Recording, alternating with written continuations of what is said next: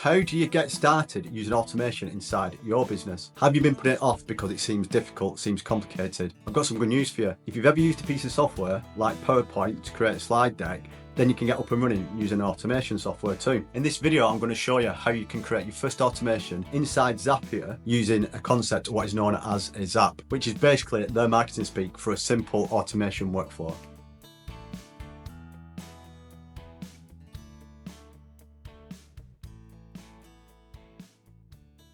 Hi, I'm Phil. I've worked as a software developer since 2007, specializing in business process automation. And now I help other businesses get up and running using automation and AI. So we're going to delve into Zapier and show you how to create your first Zap, which will take information from an incoming email inside an email address and put that into a spreadsheet. So for example, this could be a support email address where you're getting a lot of emails in. You can take the information, put it into a Slack channel or put it in a spreadsheet that your support team can then work through and help support your customers. Let's get started. So we're inside Zapier now. I'm going to make an assumption that you're quite tech savvy. You run a business or you work for a business. You've probably used software before like this and you know how to register and get up and running. Creating accounts, so I'm not going to go through any of that. And you've got all these other things on the left-hand side, apps, Zap history, functions. I'm not going to go into any of this in this video. I literally just want to focus on getting up and running with the Zap. The Zap section is probably where you're going to spend about 80% of your time. Either creating new Zaps, edit them, tweaking them, fault finding. So we're just going to focus on that section. What I like to do is I like to try and be as organized as possible. So the first thing I'll do is I'll create a folder for a project or a process. So go to the folder section, do create new folder. I'll just call it YT walkthrough. Click save, and then Zapier is good, it'll take you straight to that folder, and then we can do create Zap. So as we mentioned, what we want to try and do is get any emails that are coming in to our support email address into a spreadsheet that then wherever the team is, whoever's part of the support team, they've got a central place that they can go and find new requests and start dealing with them. What I like to do, if I just rename this Zap first, which will be demo 1, and this is the sort of the spreadsheet that's going to put the information in. So this is on my Google Drive.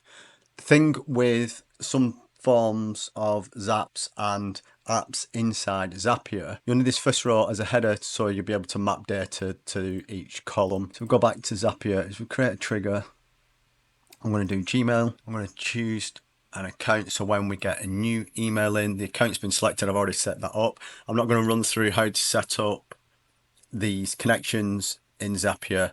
That's going to be a later video, so just do continue. So configure, I want to do it for just everything coming in the inbox folder. Do continue, and then do a test. So no email found, so I'm just going to do a skip test because I know that'll be fine. Oh, it's actually pulled through an example one, which is good. So if I just do continue on that. The great thing about Zapier, it'll then start trying to help you stitch things together. And as I've said, we want to put the information into a Google Sheet inside our Google Drive. So click Google Sheet, choose add action. So what I want to do is I want to create a spreadsheet row. We've connected to the account already. Do configure. So you pick your Google Drive, so my standard Google Drive, the spreadsheet, which will be the Zapier walkthrough, and then put it into a worksheet. So we've already got sheet 1.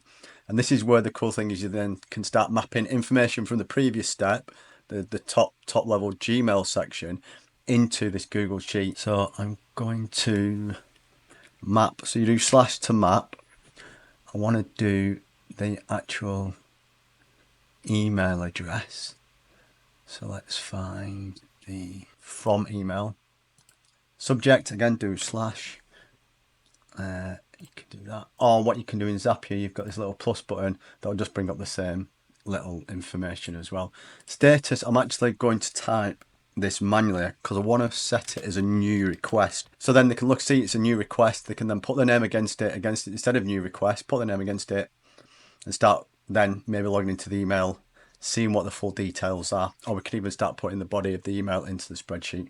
So I'm just going to do continue on that. I'll do a test. That's all good. So it's put the information into the spreadsheet, which is great. So I'm just going to delete that row, and then you can do publish. This is going to run every 15 minutes.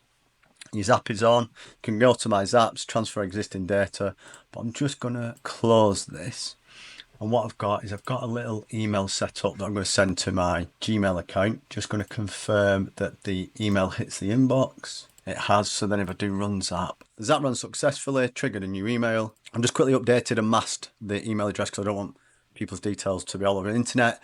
But as you can see, we've got Zapier on demo, a new request, and that's put that in the spreadsheet, which is amazing.